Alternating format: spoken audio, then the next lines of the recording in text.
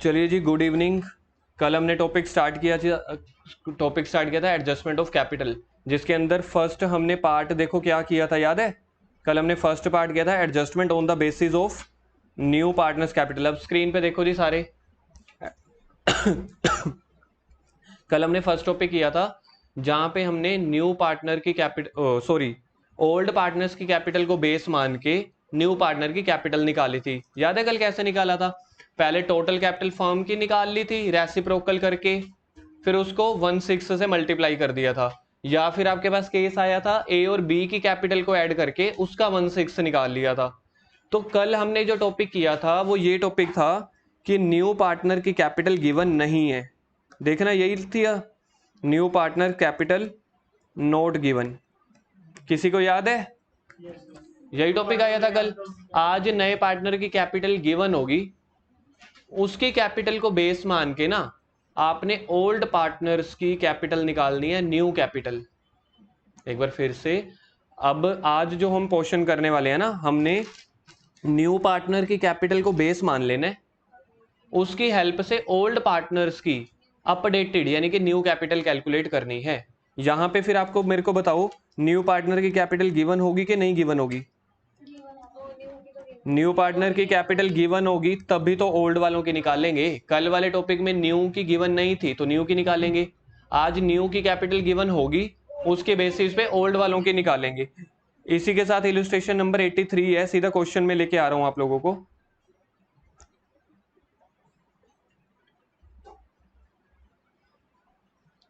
Illustration 83, इसके अंदर revaluation account मैं नहीं करवा रहा, बिल्कुल सेम है जी। पार्टनर्स कैपिटल अकाउंट में आओ जी, पार्टनर सिर्फ बुक में आ जाओ एक बार। अब बुक में पार्टनर्स कैपिटल अकाउंट में देखो पहली आइटम क्या है, by balance brought down ABC की। क्या इसमें कुछ नया है? बाय बैलेंस ब्रोट डाउन, ये पहले भी यही होता था, अब भी। By general reserve, by general reserve को भी हम बांट देते होते हैं ना ओल्ड रेशियो में। ये जर्नल रिजर्व पता है कहां पे दिया होगा? बैलेंस शीट में लाइबिलिटी साइड पे। देखना कितना दिया हुआ है, नहीं 10,500 जर्नल रिजर्व। अरे क्वेश्चन मतलब इलस्ट्रेशन खोलो मेरे गुरुजी, क्वेश्चन मतलब इलस्ट्रेशन खोलो, मतलब जो करवा रहा हूं। तो अब जर्नल रिजर्व 10,500 है, तो 10,500 की जर्नल एंट्री क्या होगी? Account debit ABC। तो ये आपने बांट दी पार्टनर्स कैपिटल में। देखो क्रेडिट साइड पे आ रहा है, टिक करो, बुक में ही टिक कर दो जर्नल रिजर्व को। ठीक है, अब यहां पे देखना एसेट साइड कोई ऐसी चीज है जो बांटनी है, राइट ऑफ करनी है। जी हाँ, है पड़ी, जो कह रहे हैं ना नहीं, ध्यान से देखो, गुडविल है। एसेट साइड बोले, अब एसेट साइड गुडविल है, तो ये कौन सी गुडविल है, याद है किसी को? ये ओल्ड लिखो पहले, इधर पहले लिखो इसको, old goodwill that is purchased. लिखो इसको, old goodwill that is purchased goodwill. ये नहीं भूलना किसी ने। हाँ, तो अब इसको भी आपने राइट ऑफ कर देना है। इसकी जर्नल एंट्री किसी को याद हो तो? ए 3 पार्टनर है पुराने, ABC डेबिट टू गुडविल। अब मैं देख लेता हूँ जी एंट्रियां की हुई हैं इसमें। ये देखो जी, जर्नलिज्म की एंट्री की हुई है, गुडविल की भी की हुई है। अच्छा, और एंट्री रह गई रिवैल्यूएशन का। क्या निकला था आप लोगों ने कैलकुलेट किया है? लोकेश थोड़ा जाग जा भाई, क्वेश्चन किया है लोकेश? रिवैल्यूएशन अकाउंट देखियो अपना कॉपी में, कुछ आया प्रॉफिट या लॉस? तो रिवैल्यूएशन का प्रॉफिट पार्टनर्स कैपिटल में क्रेडिट साइड बांट दिया। ठीक है, नया पार्टनर देखो कितनी कैश लेके आया है, नया पार्टनर कितना कैश लेके आया, पॉइंट नंबर 5 देखना, 14,700। कैपिटल है क्या है या गुडविल क्या है ये? इसकी एंट्री बोलना, bank account debit to D's capital. अब देखो जी, डी के क्रेडिट में आ रहा है 14,700, आंसर में ही देखो, डी के क्रेडिट में 14,700 टिक करो। अच्छा जी, पॉइंट नंबर 6 पे आ जाओ। 14,070 कंफ्यूज कर रहे हैं जान के, सेम सा। हिज प्रीमियम फॉर गुडविल, इसकी जर्नल एंट्री पहली एंट्री, bank account debit to premium for goodwill. For goodwill account debit to ABC, मतलब सैक्रिफाइस रेशियो में। तो यहाँ पे देख लो बाय प्रीमियम फॉर गुडविल आ रहा होगा ABC का। तो ये सारी एंट्रीज हो गई ना, है कौन सी? हाँ कर सकते हो, लेकिन यहाँ पे तो अलग अलग ही आएगी ना यहाँ पे। हाँ जर्नल एंट्री कर सकते हो। तो अब मेरे पास देखो आंसर क्या आ जाएगा, by balance carry, to balance carry down, ये वाला आ जाएगा ना आंसर, देखना स्क्रीन पे। टू बैलेंस कैरी डाउन को फिर हम आगे लेके आ जाएंगे। अब शुरू होता है जी आपका वर्किंग नोट। हाँ ये एडजस्टमेंट वाला टॉपिक है ना। अब इस क्वेश्चन में मेरे को पहले वो पढ़ना पड़ेगा, देखते हैं अपन इस क्वेश्चन में एडजस्टमेंट करने। पॉइंट नंबर 7 पढ़ो, लिखो जी different point very important, different point very important. ये एडजस्टमेंट ऑफ कैपिटल वाला है ना। अब इसकी लाइन पढ़ के हमें समझ में आ जाएगा कि न्यू कैपिटल बेस मान के ओल्ड वालों की कैलकुलेट करो। That after making the above adjustments, कह रहे हैं ये 6 एडजस्टमेंट करने के बाद the capital account of old partners be adjusted on the basis of proportion of D's capital to his share in the business। यहां तक लाइन को एक बार अपने आप पढ़ो।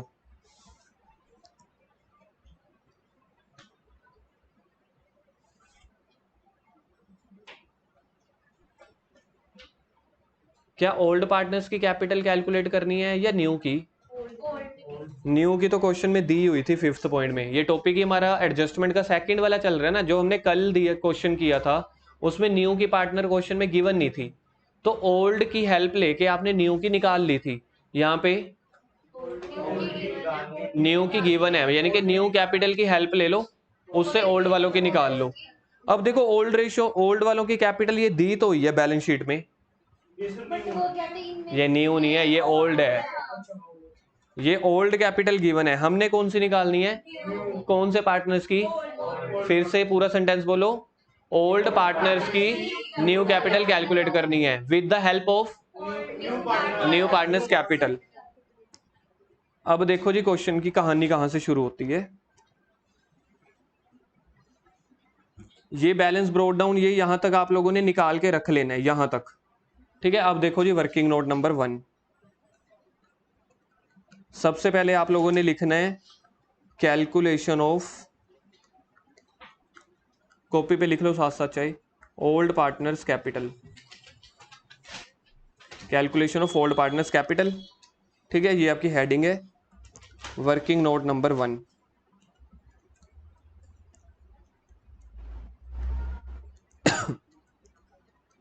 न्यू पार्टनर का नेम क्या था? न्यू पार्टनर्स डीज कैपिटल, क्वेश्चन में गिवन है 14700, ठीक है जी। उसके बाद डीज का शेयर भी बता दो, डी का शेयर कितना है, क्वेश्चन में गिवन होगा 1/8 है क्या 7? अच्छा जी।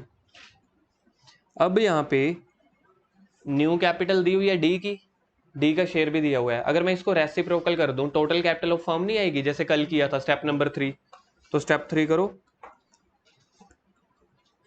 टोटल कैपिटल ऑफ फर्म यानी कि बिजनेस, किसकी हेल्प से? डी की हेल्प से। तो 14,700 को रेसिप्रोकल कर दो 8/1 से, ये आएगा जी 17,600। बस मेरे को ये बताओ ये 117,600 क्या निकल के आया है? New capital of new firm, है ना, न्यू कैपिटल निकल के आई है, यानी टोटल कैपिटल। अब इसको बांट दो जी, अब ये पूरे बिजनेस की कैपिटल है। अब न्यू पार्टनर को बांटनी है, सॉरी न्यू पार्टनर की तो है, ओल्ड पार्टनर्स की बांटनी है ना, न्यू रेशो में बांट दो। Calculate new capital in new ratio,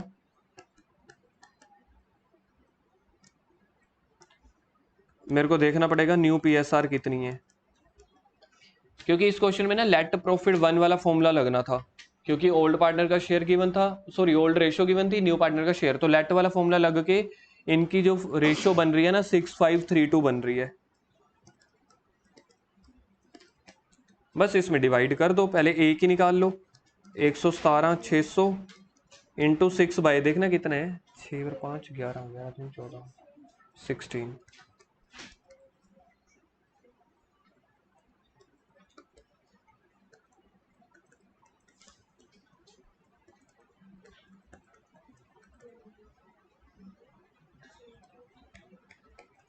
सी की बताना कैसे निकलेगी रेशो, सी की इक्वेशन बोल दो, इनटू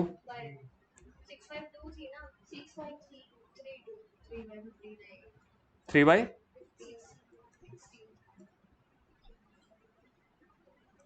अब चलेगा जी एक जादू, अब देखना, डी की कैलकुलेशन करो अपनी कॉपी पे, 117,600, डी का रेशियो क्या था 2/16, डी की निकालो, सिर्फ कैलकुलेशन सिर्फ डी की करो, पीछे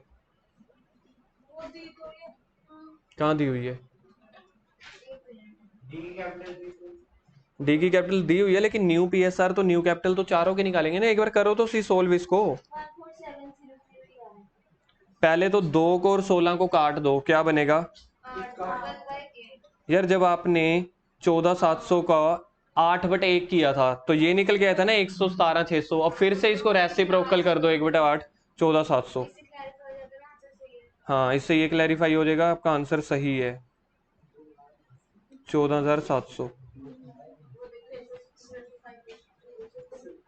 तो 2/16 है ना, 2/16 को काट दोगे 1/8 आ जाएगा। न्यू पीएसआर हमने निकाली नहीं ना, अब निकाल लो कॉपी पे, लेट प्रॉफिट वाला फॉर्मूला लगा के निकाल लो तो आ जाएगा आंसर। मैंने तो बुक में से कॉपी कर ली क्योंकि टाइम कम है, अगर हम लेट प्रॉफिट वाला लगाएंगे ना, बुक ने सोल्व किया हुआ है, आ जाएगा समझ। आपके पूरे चैप्टर का पहला क्वेश्चन लेट प्रॉफिट वाला ही तो था। तो अब ये मेरे पास क्या निकल के आई है, अभी एक बार देखें, कोई बोल दो मेरे को, ये क्या निकल के आया, ओल्ड पार्टनर्स की न्यू कैपिटल, मतलब अब ये कैपिटल होनी चाहिए।